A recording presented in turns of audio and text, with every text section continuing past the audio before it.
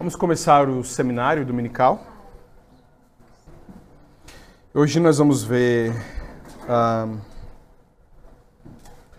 os artigos 18 e 19 do nosso regimento. Então, os artigos 18 e 19 do regimento das igrejas reformadas. Todos achamos? Vamos ler. Artigo 18. O tempo de serviço de presbíteros e diáconos.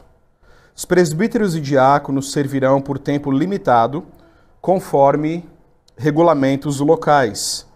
O período de serviço pode ser de até 4 anos. Toda extensão de tempo ou nomeação para mais um período deve ser aprovada pela congregação. Artigo 19. Igualdade. Entre os ministros da palavra, presbíteros e diáconos, se manterá igualdade com respeito à honra e aos deveres de seus respectivos ofícios. Ok? Artigos 18 e 19. Vamos orar. Senhor, pedimos a tua bênção agora sobre o nosso estudo, mas logo em breve ao culto que prestaremos ao Senhor. Nos ajude, ó Deus, a entendermos um pouco mais sobre os ofícios de presbíteros, diáconos, sobre a igualdade que na tua palavra o Senhor colocou entre eles, porque desejamos honrar não os homens, mas ao Senhor Jesus, que instituiu esses ofícios na igreja.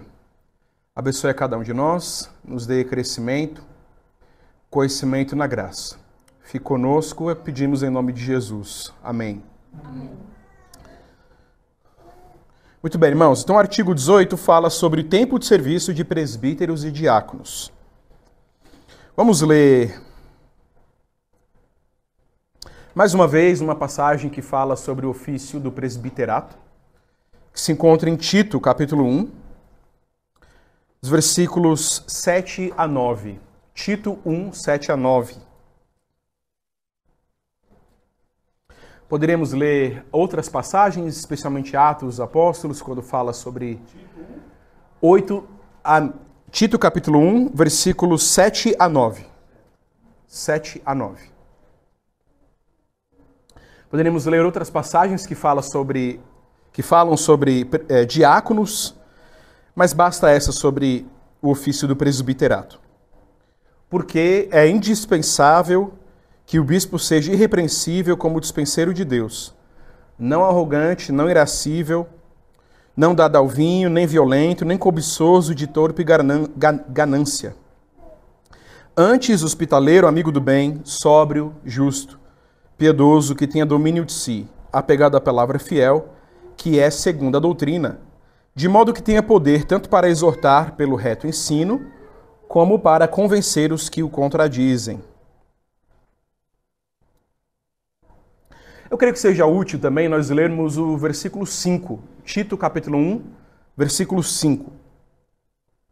Por esta causa, Paulo diz a Tito, te deixei em Creta, para que pusesses em ordem as coisas restantes, bem como em cada cidade, constituísses presbíteros, conforme te prescrevi. Muito bem. O artigo fala, então, na primeira parte, que os presbíteros e diáconos servirão por tempo limitado conforme regulamentos locais. E que esse período pode ser de até 4 anos. Então, a ideia aqui é simples. Nas igrejas reformadas do Brasil, os presbíteros e os diáconos não servem por mais de 4 anos. Eles podem servir até 4 anos, mas não mais do que isso.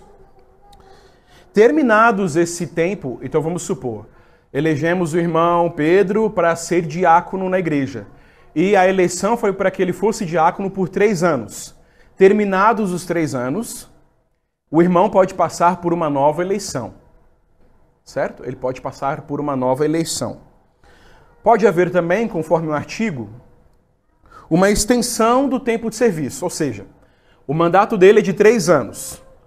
Faltando 6 meses para acabarem os 3 anos, a igreja entende que seria bom, que seria proveitoso estender esse mandato. sem que o Pedro passasse por uma nova eleição. Então é um mandato dele de 3 anos que será estendido para 4, certo? Isso pode acontecer. Qual é a grande questão aqui? A grande questão é que, quando nós lemos o Novo Testamento, o Antigo com certeza, né? Vocês precisam se lembrar que o ofício de presbítero no Novo Testamento tem a ver com os anciãos do Antigo, os homens que julgavam as causas entre o povo de Israel. No Antigo Testamento, você era presbítero por resto da vida, obviamente. E aí a coisa era levada no pé da letra. Presbítero quer dizer ancião, literalmente, né? Ancião, aquele homem que é mais velho, mais experimentado. Era o caso desses homens no Antigo Testamento. O Novo Testamento pega emprestado esse conceito, a igreja pega emprestado esse conceito do Antigo, e agora o presbítero serve na igreja como um dos pastores da igreja. Então, lembrem-se disso. Isso é algo que nós precisamos sempre nos lembrar, né? Presbíteros e ministros da palavra têm os mesmos deveres. Os deveres de cuidar, supervisionar, pastorear a igreja. A mesma coisa que o ministro faz, ou seja, que um pastor faz, um presbítero também faz. Já tratamos bastante sobre isso, né? Infelizmente, esse não é o caso de muitas igrejas evangélicas espalhadas pelo Brasil. O que nós encontramos é o pastor como o único pastor e os presbíteros, homens que cuidam da administração geral da igreja, né? Biblicamente não é assim. Muito bem. O Novo Testamento pega emprestado esse conceito de homem experimentado, de homem mais velho, para falar agora do presbítero como um dos pastores da igreja. E quando nós lemos o Novo Testamento, não parece, ou melhor dizendo, positivamente falando, parece que no Novo Testamento todos os presbíteros e diáconos eram ordenados para a vida. Certo? Eles eram ordenados para a vida. Ou seja, Pedro era ordenado diácono na igreja em Anália Franco, e ele era diácono o resto da vida dele. A igreja não dizia para Pedro, olha, irmão, você vai ser ordenado e vai servir por 3 anos. Depois de 3 anos, Pedro deixa de ser diácono. E aí, após esses 3 anos, nós podemos fazer uma nova eleição. Se Pedro for eleito, nós vamos impor as mãos novamente. E agora Pedro é diácono novamente. No Novo Testamento não parece haver essa ideia. Se Pedro fosse ordenado diácono ou presbítero, ele seria diácono ou presbítero pelo resto da vida. É isso que o Novo Testamento parece dizer. Pelo menos não há nada que diga o contrário, né? Que havia mandatos. Como nós já dissemos, não é assim nas igrejas reformadas.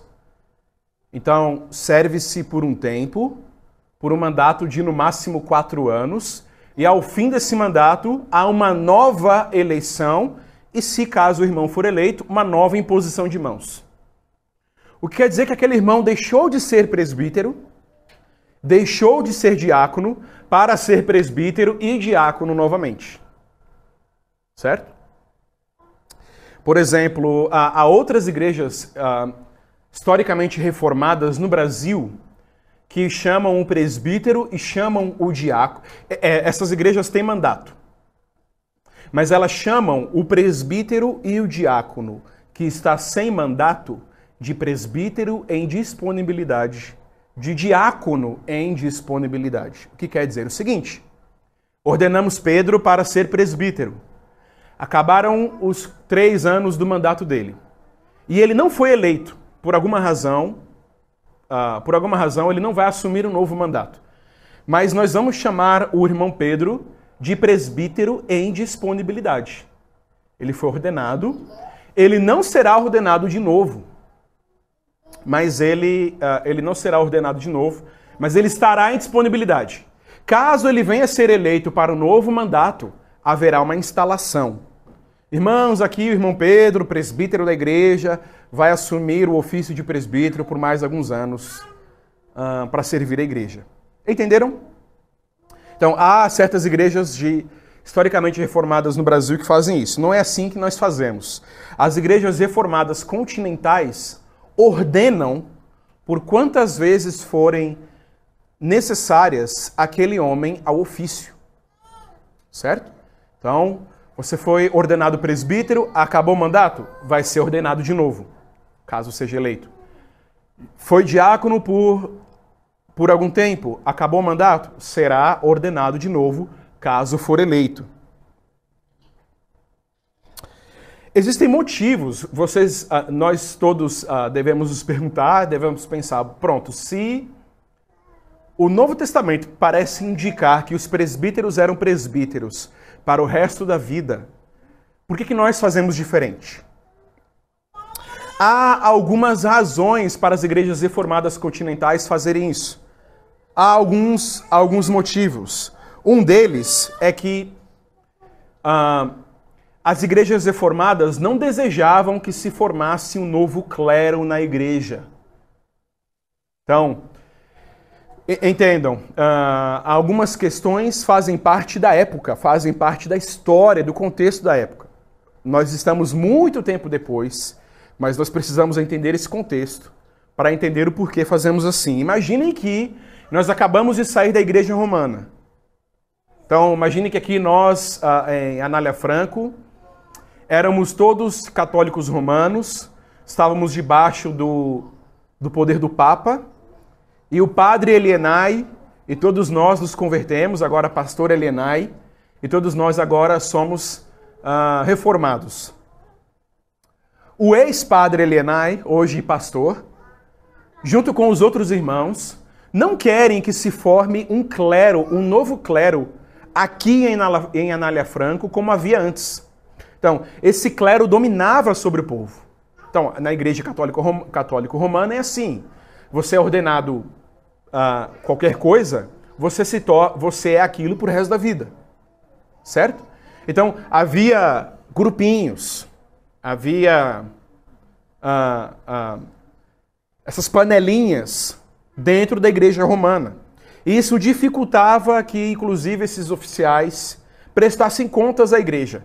Então, naquela época, as igrejas continentais disseram, bem, nós queremos evitar isso.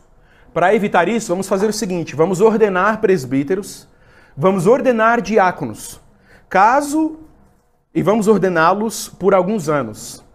Caso o mandato desses irmãos tenha sido proveitoso, nós vamos ordená-los novamente.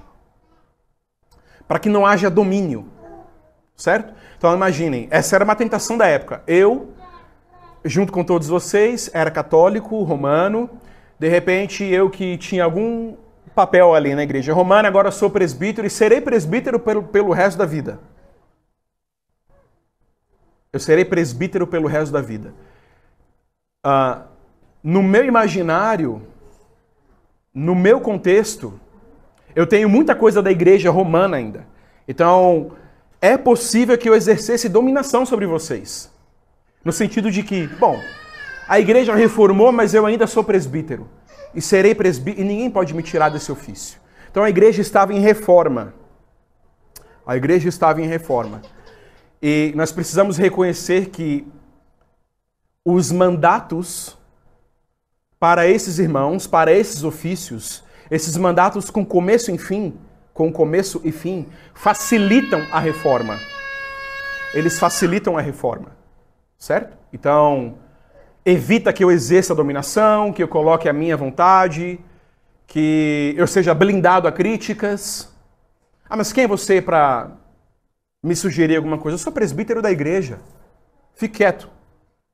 Então, esse era um dos motivos que fazia muito sentido naquele contexto.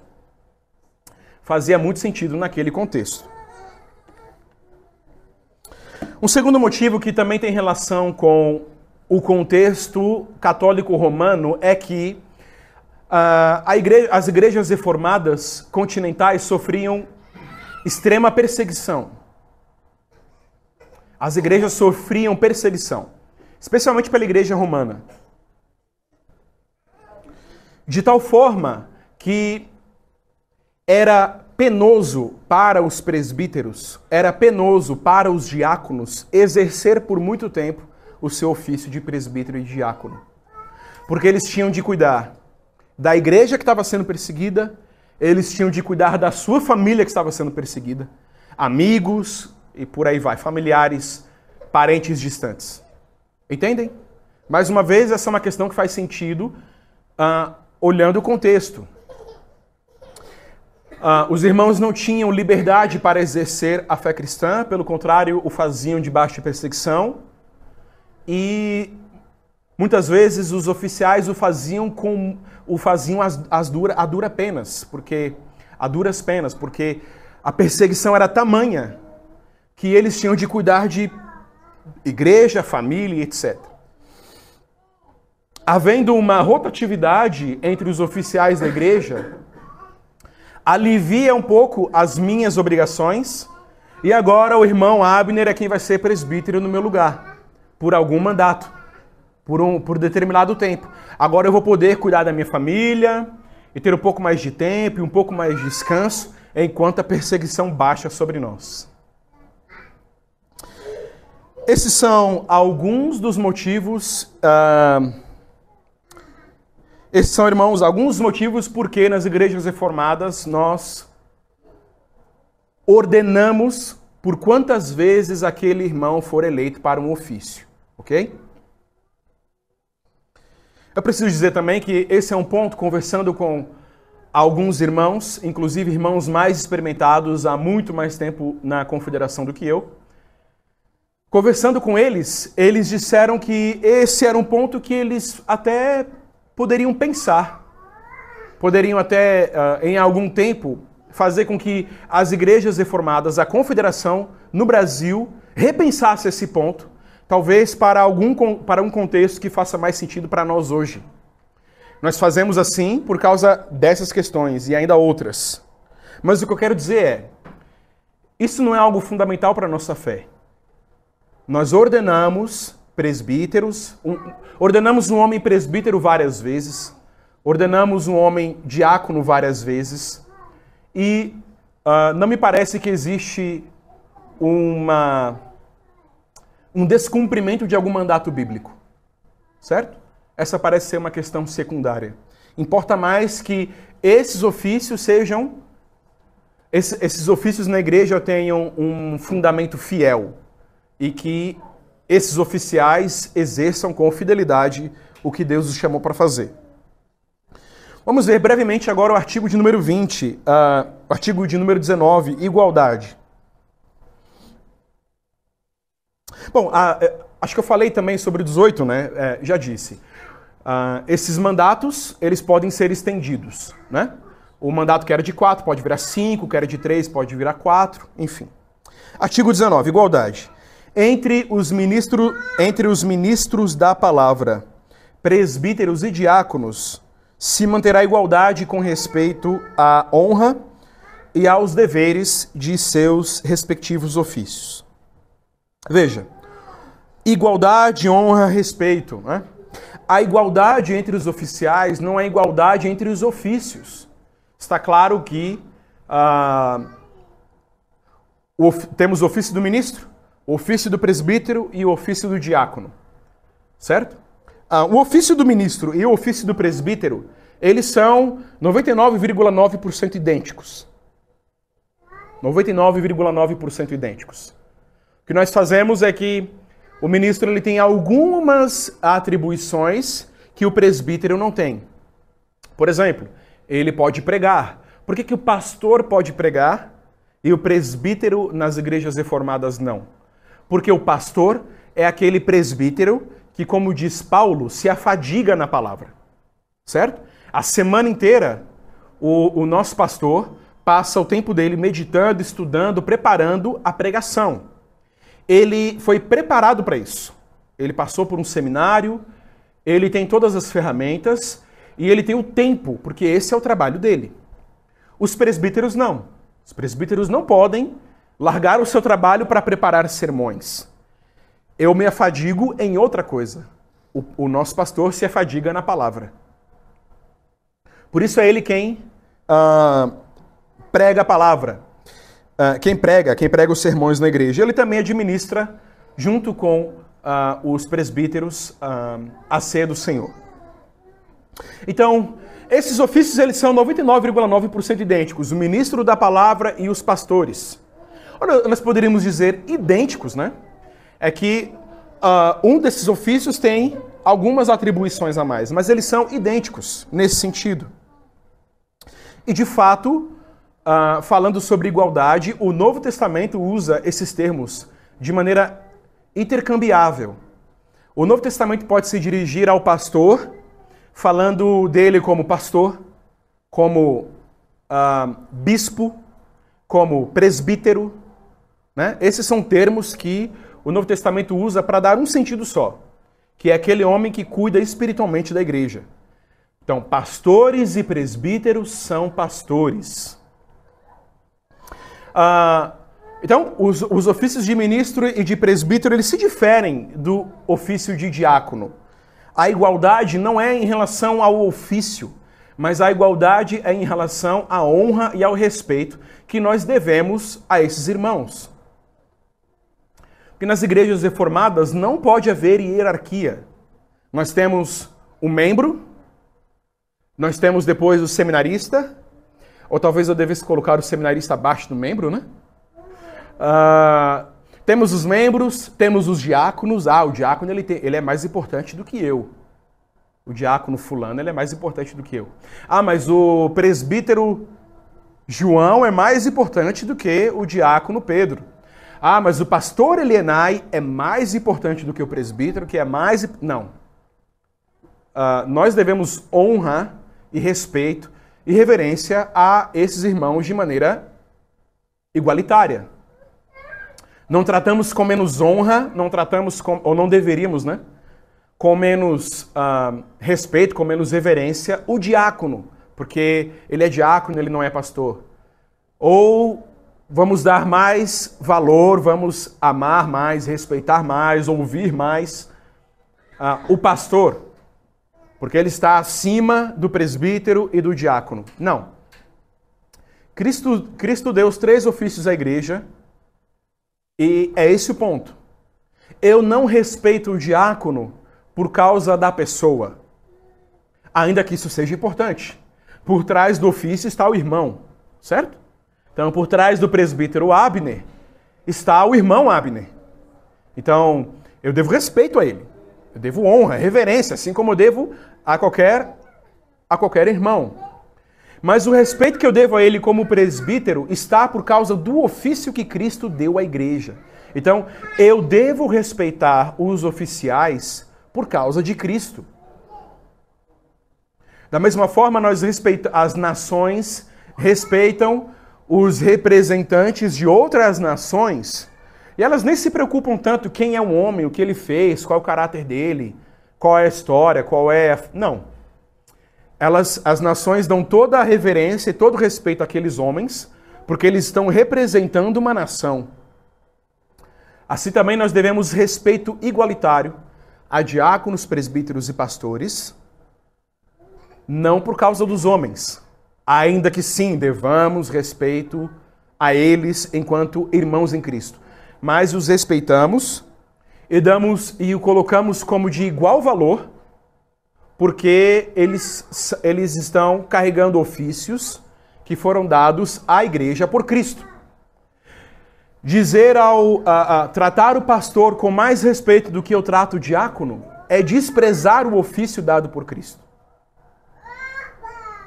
Então o diácono é devedor, ou melhor, eu devo ao diácono o mesmo respeito, devo ouvi-lo com a mesma reverência, ter o mesmo temor, porque ali está um homem que, de certa forma, representa Cristo na congregação, no ofício em que ele serve. Muito bem, irmãos. São esses os 2 artigos que nós deveríamos tratar hoje, artigo 18 e 19. Vamos orar e assim encerramos o nosso seminário. Obrigado, Senhor, pelo cuidado que o Senhor tem com a igreja. E obrigado porque a cada uma das nossas necessidades físicas e espirituais o Senhor proveu ofícios à igreja. Ajuda-nos, ó Deus, a respeitar esses ofícios e os homens a quem o Senhor mesmo elegeu, como um respeito, uma reverência devidos ao Senhor. Foi Cristo mesmo quem deu dons à igreja e queremos em tudo o que fizermos aqui neste lugar, enquanto congregação, honrar ao nome de Cristo. Ajuda-nos nessa tarefa e aqui em São Paulo, nessa pequena congregação, pedimos para que o Senhor levante ainda outros oficiais, homens que possam servi-lo, servindo a igreja. Isso é o que pedimos e agradecemos em nome de Cristo. Amém.